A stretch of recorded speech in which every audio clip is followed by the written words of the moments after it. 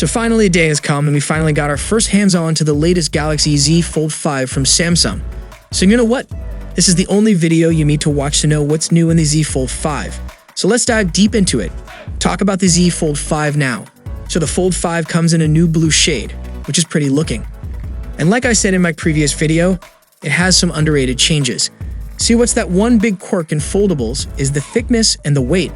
Now the Z Fold 5 does not exactly solve that, but it does make things better.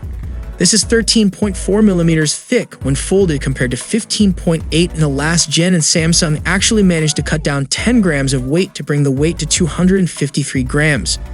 Now all of this might not seem a lot, but it does help with the in-hand feel, and with this too, has the new hinge mechanism, and that means these two folds gapeless like this. I mean, the gap in the last gen is even more noticeable when you see how neatly the new Fold folds. Now, as for the crease, it's still there. You can see it from the angles. You can feel it, but the new hinge design is set to bring more durability. There's also Gorilla Glass Victus 2 on the front and the back. And there's the same armor aluminium. The IPX8 rating is still there. Anyway, the inner screen on the Z Fold 5 remains mostly the same. Still got the same in-display camera, but it is brighter and it can go up 1200 nits in high brightness mode, and it has a peak brightness of 1750 nits, same as the S23 Ultra. This is good. And the biggest thing, like last year, comes the taskbar. And there are a couple of new tricks, which I will get to in a detailed video.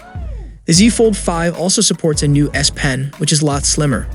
It looks like it's very similar to the S Pen you get with the S23 Ultra in terms of size.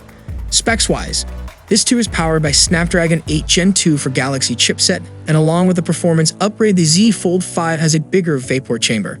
You can see the difference versus the Z Fold 4. The camera specs, the battery, they remain the same.